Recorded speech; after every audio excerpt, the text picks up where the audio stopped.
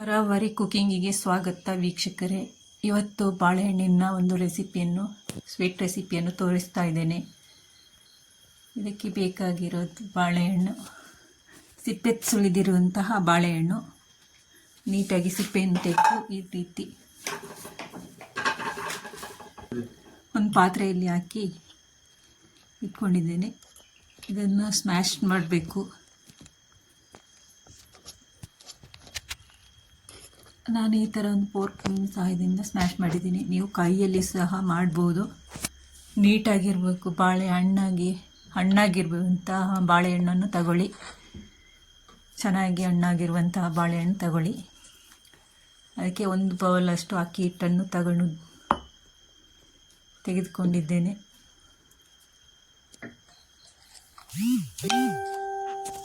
ಸ್ವಲ್ಪವಾಗಿ ಮಿಕ್ಸ್ ಮಾಡಬೇಕು.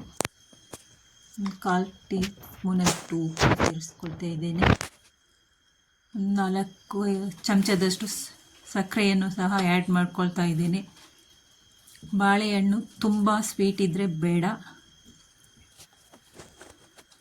ನಾನು ಈ ಪುಟ್ಟ ಬಾಳೆಹಣ್ಣನ್ನು ತಗೊಂಡಿದ್ದೇನೆ. ಅದಕ್ಕೆ ಸಕ್ಕರೆಯನ್ನು ಸಹ ಆ್ಯಡ್ ಮಾಡ್ತಾ ಇದ್ದೇನೆ. ಸ್ವಲ್ಪ ಏಲಕ್ಕಿ ಪೌಡರನ್ನು ಸಹ ಹಾಕ್ತಾ ಇದ್ದೇನೆ. ಇದು ಮನೆಯಲ್ಲೇ ಮಾಡಿರುವಂತಹ ಏಲಕ್ಕಿ ಪೌಡರ್. ಇದನ್ನು ಚೆನ್ನಾಗಿ ಮಿಕ್ಸ್ ಮಾಡಬೇಕು. ಪೂರ್ತಿ ಒಮ್ಮೆಲೆ ಹಿಟ್ಟನ್ನು ಹಾಕ್ಕೊಳ್ಬೇಡಿ, ಅಕ್ಕಿ ಹಿಟ್ಟನ್ನು. ಕಲಿಸ್ತಾ ಸ್ವಲ್ಪ ಹಾಕೊಳ್ಳಿ. ತುಂಬ ಗಟ್ಟಿಯಾಗಿ ಕಲಿಸ್ಬಾರ್ದು, ಸ್ವಲ್ಪ ಮೃದುವಾಗಿ ಕಲಿಸ್ಕೊಳ್ಳಿ. ಹಿಟ್ಟು ಚೆನ್ನಾಗಿ ಬರುತ್ತೆ.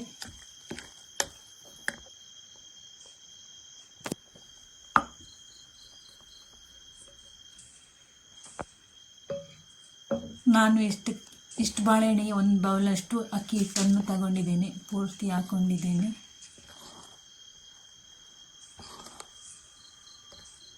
ತುಂಬ ಗಟ್ಟಿನೂ ಮಾಡಬಾರ್ದು, ತುಂಬ ನೀರಾಗಿನೂ ಇರಬಾರ್ದು. ಈ ಥರ ಹದದಲ್ಲಿದ್ದರೆ ಸಾಕು.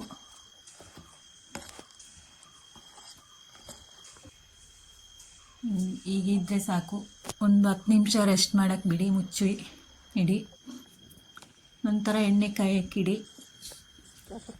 ಇದು ಡೀಪ್ ಫ್ರೈ ಮಾಡುವಂತಹ ತಿಂಡಿ. ಇದು ಮುಳುಗುವಷ್ಟು ಎಣ್ಣೆಯನ್ನು ಕಾಯಕ್ಕಿಟ್ಟಿದ್ದೀನಿ. ವಿಡಿಯೋಗೊಂದು ಲೈಕ್ ಕೊಟ್ಟು ಸಬ್ಸ್ಕ್ರೈಬ್ ಮಾಡ್ಕೊಳ್ಳಿ, ಸಪೋರ್ಟ್ ಮಾಡಿ. ಈ ಥರ ಸಣ್ಣ ಸಣ್ಣ ಉಂಡೆಗಳನ್ನಾಗಿ ಮಾಡಿ ಎಣ್ಣೆಯಲ್ಲಿ ಬಿಡಬೇಕು. ಸ್ಪೂನಿನ ಸಹಾಯದಿಂದ ಆದರೂ ಹಾಕ್ಬೋದು, ಕೈಯಿಂದ ಆದರೂ ಹಾಕ್ಬೋದು. ನಿಧಾನಕ್ಕೆ ಹಾಕಬೇಕು ಕಾದಿರುವ ಎಣ್ಣೆಗೆ.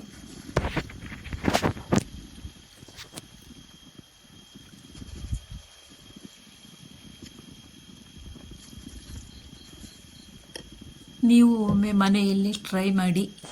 ಸ್ವೀಟ್ ಇಷ್ಟಪಡೋರು ತುಂಬಾ ಇಷ್ಟಪಡ್ತಾರೆ. ಮಕ್ಕಳಿಗೂ ಸಹ ಮಾಡಿಕೊಡಿ.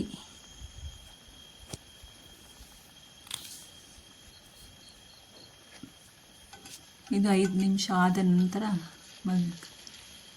ಮಗುಚಿತ್ತ ಬೇಯಿಸ್ಬೇಕು. ಇದನ್ನು ತಿರುವಿ ಹಾಕ್ಕೊಂಡು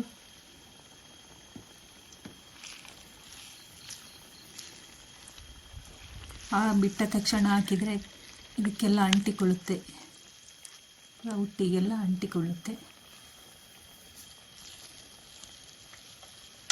5-10 ನಿಮಿಷ ಆದ ನಂತರ ಇದನ್ನು ತಿರುವಿ ಹಾಕಿಕೊಳ್ಳಿ. ಎಲ್ಲ ಸೈಡು ನೀಟಾಗಿ ಬೇಯುವಂತೆ ನೋಡಿಕೊಳ್ಳಿ.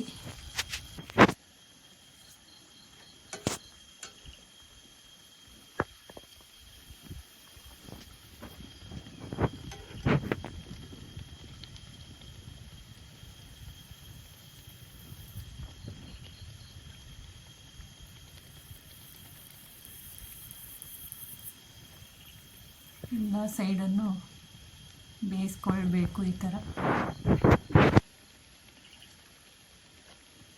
ಒಂದಕ್ಕೊಂದು ಅಂಟದ್ದಾಗೆ ನೋಡಿಕೊಂಡು ಮೆಲ್ಲ ಇದು ಮಾಡಬೇಕು, ತಿರುವಿ ಹಾಕಬೇಕು.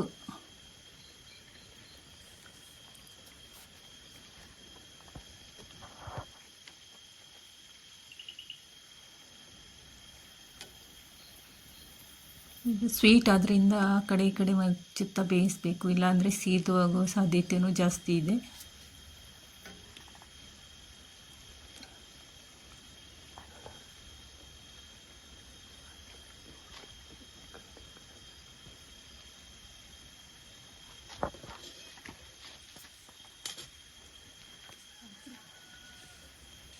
ಈ ಥರ ಬಣ್ಣ ಚೇಂಜ್ ಆಗಬೇಕು, ಈ ಥರ ಆಗಬೇಕು. ಇನ್ನೂ ಸ್ವಲ್ಪ ಬೇಯಿಸಬೇಕು ಇದನ್ನು.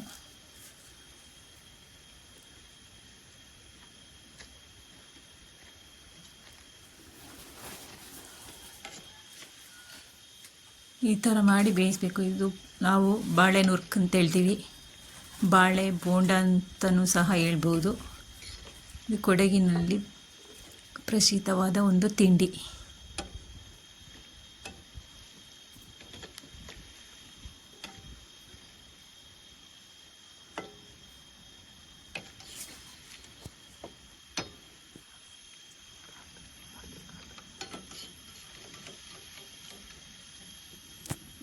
ಈ ಥರ ಆಗಬೇಕು.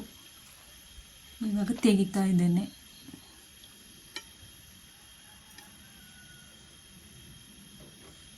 ನೋಡಿ ಆಗಿದೆ, ಇದು ತೆಗಿತಾ ಇದ್ದೇನೆ. ನೋಡಿ ಇದು ಆಗಿದೆ.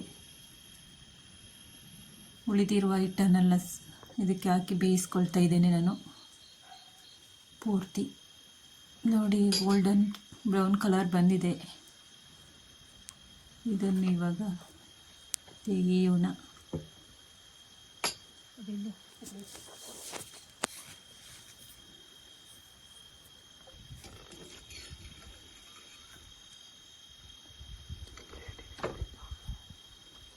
ಪೂರ್ತಿ ರೆಡಿಯಾಗಿದ್ದೆ ನಮ್ಮ ಬಾಳೆ ನುರ್ಕ್ ತಿಂಡಿ.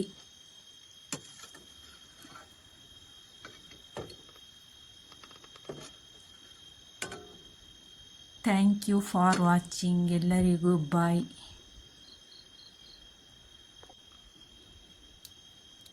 ಫೈನಲಿ ಈ ಥರ ರೆಡಿಯಾಗಿದೆ.